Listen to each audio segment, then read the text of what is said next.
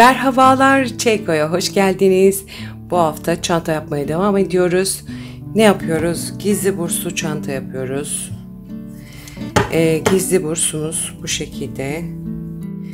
Şimdi yapmaya başlamadan önce eğer silikonunuz varsa, sıcak silikon, şu uçlara birer damla, şuradaki göstereyim. Şuraya bir damla silikon eğer sıkarsanız bu vida geri çıkma yapmaz. Bunu da hatırlatmış olayım. Bakın böyle geri çıkıyor bunlar. Birkaç kez açılıp kapandığında da arkadan geri çıkma yapabiliyor. Onun için bu şekilde buraya bir damla her iki tarafa da sıcak silikon sıkmakta fayda var. Bursumuz bu şekilde. Bu 24 santimlik bir burs. Ne kullanacağım? Böyle kürk çanta yapmak istiyorum. Lanosa'nın dominantını kullanacağım. Böyle bir ip. 5,5 numarada tığım var. Şu kısmını tığ ile sardıktan sonra geri kalanını da yuvarlak misinalı şişle öreceğim. Şimdi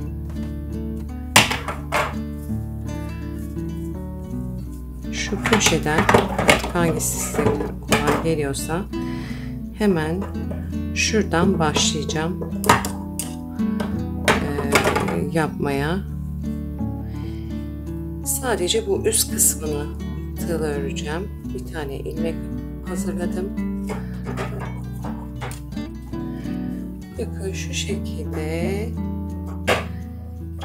ilmeğimde tığ biraz kürklü olduğu için zor görünüyor.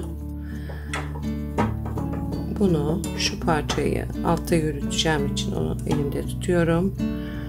Buradan altından aldım. Üstüne getirdim ve iki ilmeği kapattım. Tabii çok görünür olmuyor, üzgünüm ama kürklerde maalesef durum bu. Yine bir tane daha aldım. Bunları yaparken saymanızda fayda var.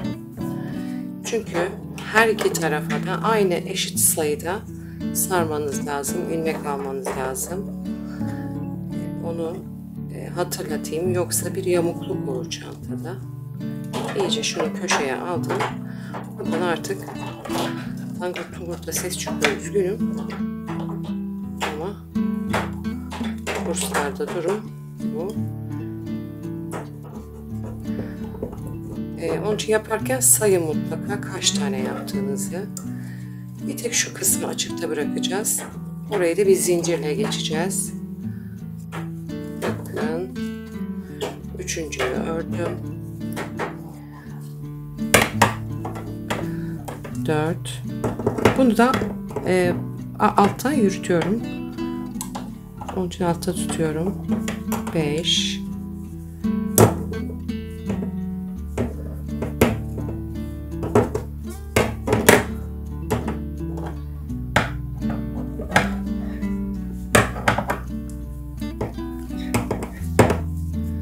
Sesi ne yapmalı bilmiyorum. 6.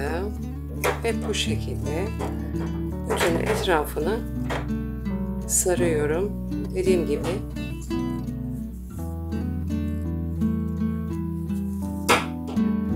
yedi. Saymazsanız sonradan çok zor oluyor. Ancak elinizde yoklayarak bu ilmekleri bulabilirsiniz. Onun için lütfen sayarken, yaparken sayın. 8. Buraya kadar böyle yapıyoruz. Şuradaki kısmı atlarken buraya kadar getiriyoruz. Buraya bir tane zincir örüyoruz ve tekrar karşı taraftan yapmaya devam ediyoruz. Yine aynı şekilde bir tane zincir buraya örüp buradan da birleştireceğiz. Çok tangır diyor. Herhalde anlaşılmıştır bursu nasıl sardığımız. 9, 10. Ben buraya kadar getireyim, bir zincirle geçmeyi göstereyim. Şimdi ben bunu buraya kadar getirdim ve 60 ilmekle getirdim. Bir boşluk gözükmüyor. Güzel oldu bence. Şimdi bursun diğer tarafına nasıl geçiyoruz onu bir göstereyim. Aslında çok son derece basit. Bir tane zincir örüyoruz ve tekrar karşı taraftan 60 tane ilmek alıyoruz.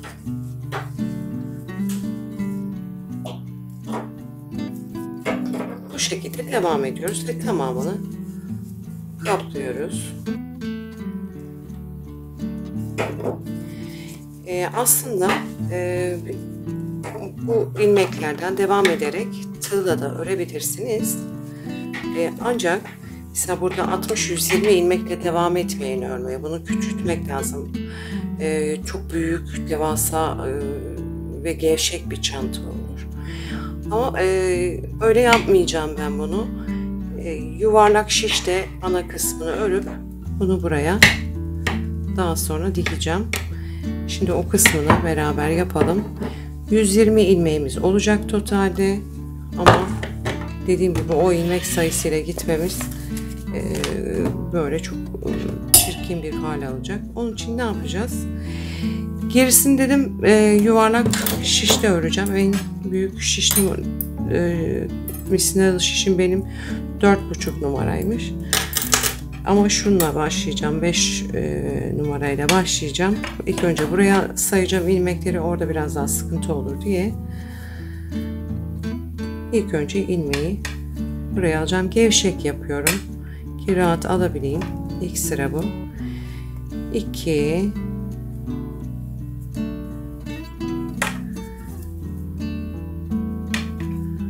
3 Hiç gözükmüyorlar bile ama çok yumuşacık bir ip. Benim çok hoşuma gitti. Kızım da böyle pufidik şeyleri çok sever. Ona şöyle güzel bir çanta öreyim dedim. 2, 3, 4, 5 tane 85 tane zannedersem yaparsak ilmek yeterli olacak diye düşünüyorum.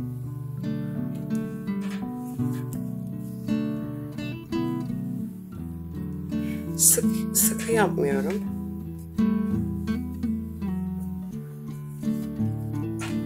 Sonra bunu yuvarlak şişe alıp yuvarlak olarak öreceğim. Şimdi ben buraya ilmeklerimi alayım. Şişe alışını da göstereyim size. Şimdi 85 tane ilmeğimizi buraya attım. Benim en kalın misinalı şişim 4,5 numara olduğu için buradan artık bunu misinalı tığa alacağım. Bu şekilde alacağım hepsini. Gevşek örmeye çalışıyorum. Çünkü çok sert de olsun istemiyorum. Biraz tabii şiş numaram da küçük olduğu için gevşek örmem gerekiyor. Ama sizin daha kalın şişiniz varsa dediğiniz gibi rahat örebilirsiniz. Ama ben gevşek örüyorum. Bütün ilmekleri misinalı tığa örerek alıyorum. Sonra da iki tarafını birleştirip yuvarlak olarak örmeye devam edeceğim. İstediğim uzunluğa gelene kadar.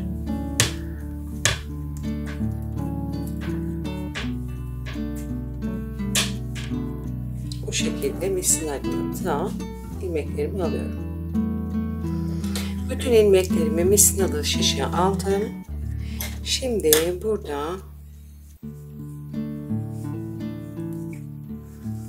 yapacağımız işlem hiç durmaksızın buradan devam edeceğiz ve dümdüz yuvarlak öreceğiz. Ta ki istediğimiz yüksekliğe gelene kadar yaklaşık bir 30 santim kadar olmasında fayda var. hiçbir şey yapmadan dümdüz bunu yuvarlak bir şekilde 30 santim böyle yükselteceğiz. Sonra da bursumuza birleştireceğiz ve taban kısmını da yapacağız. Aslında çok kolay, çok da hızlı oluyor. Bakın daha ikinci sırada şöyle 2-3 santim üremiş oldu. Gevşek örmüyorum. Çok yumuşak olsun istiyorum. Pufidik pufidik.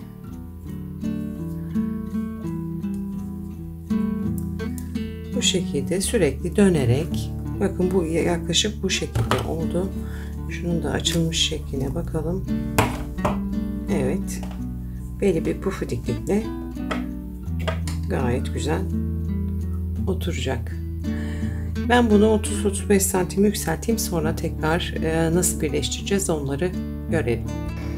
Ben misinalı şişte bunu bu şekilde bakın ördüm. Yaklaşık 22 santim sizin için ölçtüm ama tabi böyle de aşağı doğru genişliyor. 1,5 yumaktan biraz fazla da ip kullandım. Diğer taraftan bursumuzu da bu şekilde yapmıştık. Şu aşağı kısmını bozmadan, herhangi bir kayma olursa diye aşağıyı bozmuyorum. Bunu buraya dikeceğiz. Şu şekilde buraya da böyle bir pile yapacağım. Önce bunları bir iğneleyeyim ben. Şimdi bu taraflarını ben olduğu gibi iğneledim. Tabii gözükmüyor, iğneler çok tüylü olduğu için. Şu kadar da burada bir boşluk kaldı. Bunu da pile yapacağım. İkisi tam ortaya gelecek şekilde. Şöyle kıvırarak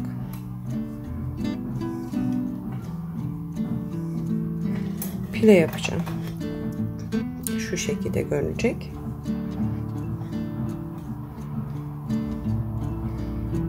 Bunları da şimdi iğneleyeyim. Yani bu çok tüylü olduğu için bu el yordamıyla biraz çalışmak gerekiyor.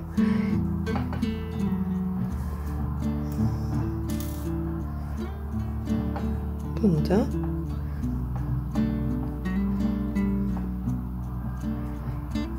bu şekilde, bunları da yine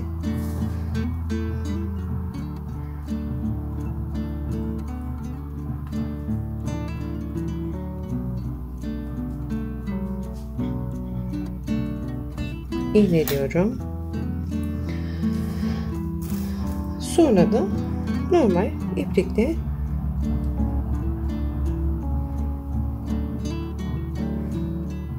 kendi ipliğine dikeceğim.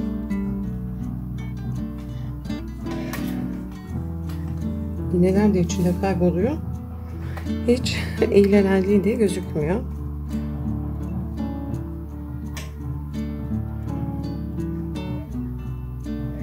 Evet. Bak böyle görünecek. Şöyle kapatayım.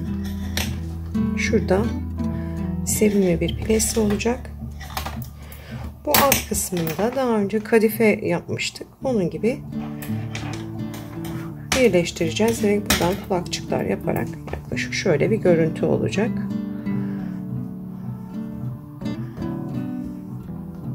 Bayağı da büyükçe bir çanta olacak. Şimdi bunu dikmeye başlayalım.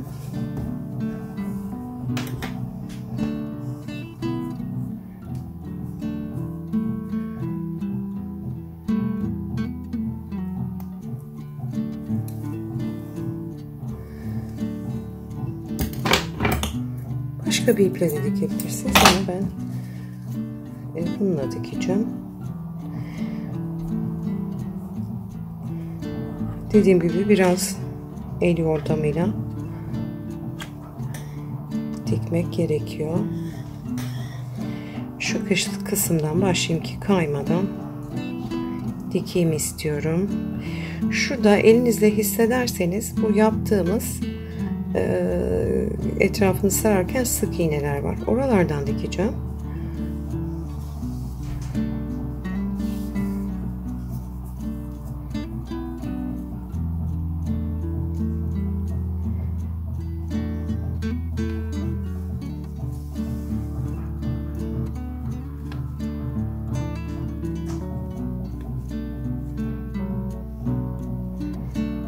Dediğim gibi el yordamıyla dikmek gerekiyor.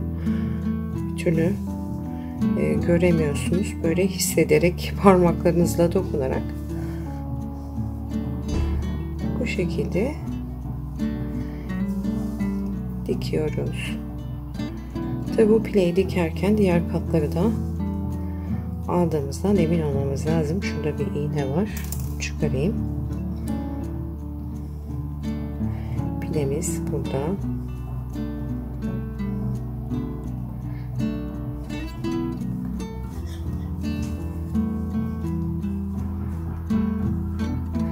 Yani çok görünmediğinin farkındayım. Zaten ben de görmeden hissederek yapıyorum. Üzgünüm. Siz de parmaklarınızla yoklayarak yapmanız gerekiyor.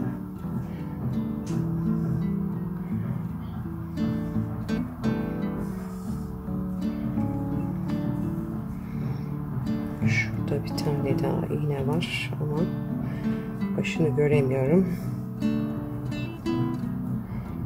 Pilemizin katlarını hepsini beraber alıp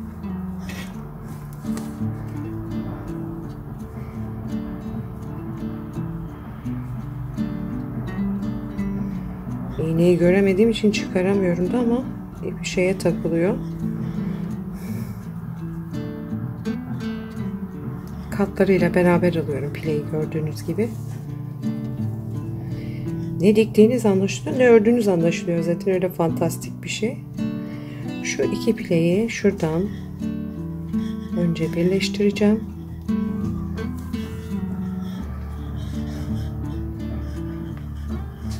Ondan sonra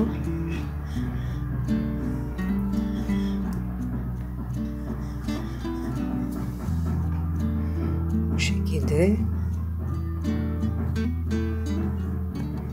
bursla dikiyorum. İşte elime iğneler batıyor ama nereden geliyor bulamıyorum. Daha büyük iğnelere ihtiyaç var. Daha uzun. Neyse dikmeye devam edelim ki görebileyim. Bakın pilesi de bu şekilde oldu. Çok da tatlı oldu bence.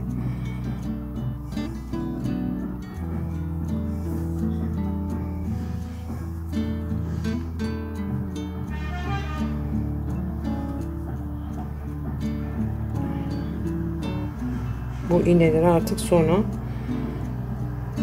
toplayacağım anlaşılan tek tek.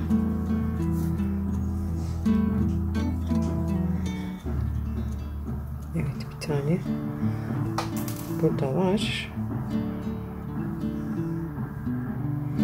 Evet bu şekilde tamamını dikiyoruz. Diktikten sonra taban kısmında bakın şöyle o görünüyor. Beraber yapalım tabanında. Efendim bursa diktim bunu. Gayet güzel. Dışarıdan da diktim. Ne dikildiği anlaşılıyor. Ne örüldüğü anlaşılıyor. Şurada işte bir pilemiz var. Gayet hoş oldu. Şimdi alt kısmını beraber birleştireceğiz. Şu uçlar nerede? Şu sıranın tam yani şöyle göstereyim. Tam buradalar. Şimdi bir oradan ilmek alıp ve buradan ilmek alıp tığla bunları birleştireceğim. Şöyle biraz geri alıyorum.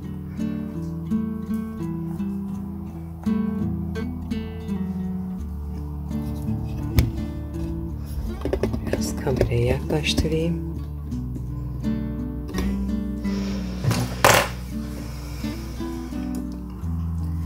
Beş numara tığımı aldım. İpi ortaya alıyorum. Bir tane buradan ilmek alıyorum. Bir tane buradan ilmek alıyorum ve bunları ilmek kaydırmayla birleştiriyorum. Bir tane buradan ilmek alıyorum. Bir tane buradan ilmek alıyorum. Bunları ilmek kaydırmayla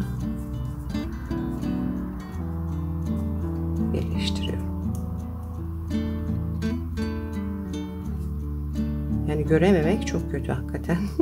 Tüylerden. Evet.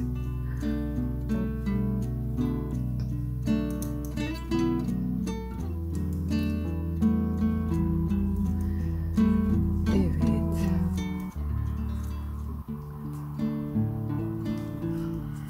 Bu şekilde birleştiriyoruz. Bir tane buradan ilmek. Bir tane de buradan ilmek alıyoruz. Ve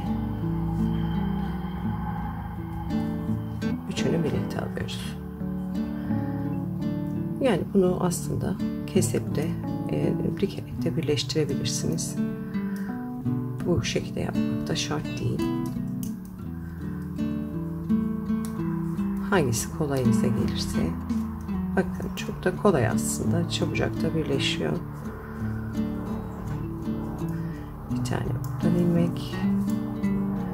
Bir tane buradan ilmek.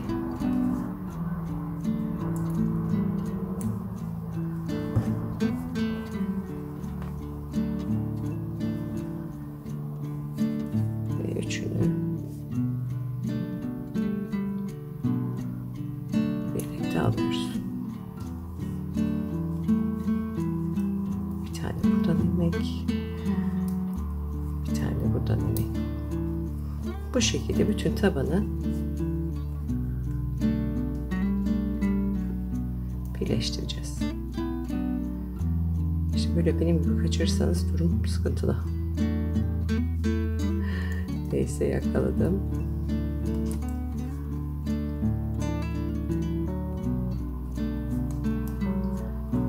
Evet. Bakın böyle. Şurası birleşti. Hiçbir risk de yok. Bu şekilde ben burayı bitireyim. Sonra beraber şuralara şöyle kulakçıklar yapıp çantamızı son haline getireceğiz. Bu şekilde tamamını birleştirdik. Gördüğünüz gibi. Şimdi buraya ben kocaman bir iğne koydum. Bu sefer kaybetmeyeyim diye geçen sefer toplu iğneleri çok zor çıkardım içinden. Şimdi şuraya bir kulakçık yapacağız. Bu kalan ipimiz. Bunu içeri alalım ki görünmesin. Bununla dikeceğiz çünkü kulakçıkları. Evet. Üçünde kalsın. Aynı bunun gibi buradan böyle bu şekilde içine sokup bakıyoruz eşit mi diye.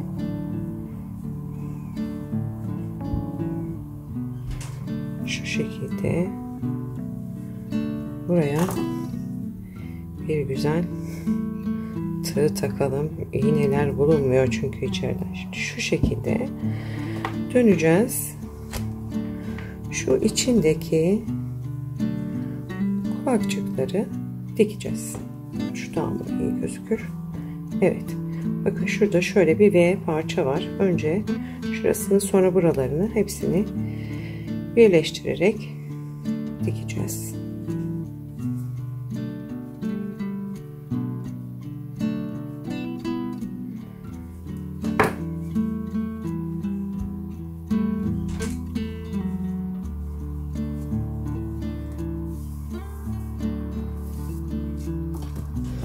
Şu tarafta göstereyim ben dikilişini.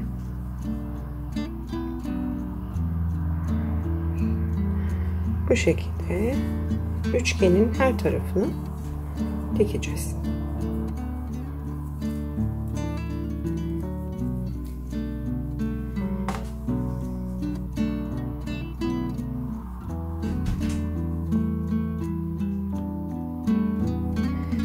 Diktikten sonra diğer taraftan bir bakarsınız nasıl muntazamlığı olmuş mu diye.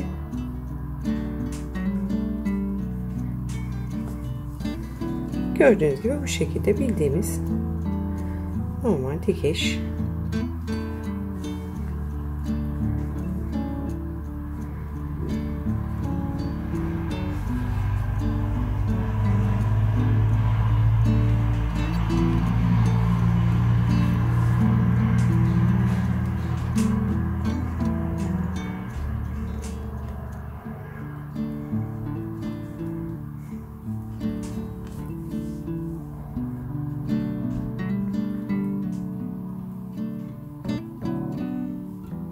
Alttan da yokluyorum. Hani tam dikmiş olmak için.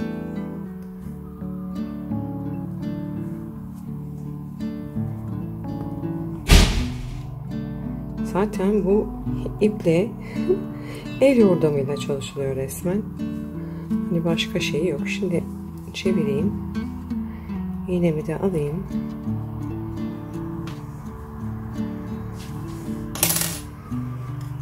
Bakın şöyle birkaç kere daha geçerek düzelteceğim, biraz daha muntazam. Şöyle bir taban oluşturuyoruz. Kapatalım. Bu alt kısmına mutlaka keçe veya eva koydurun. Bu şekilde örgümüz tamamlandırılıyor.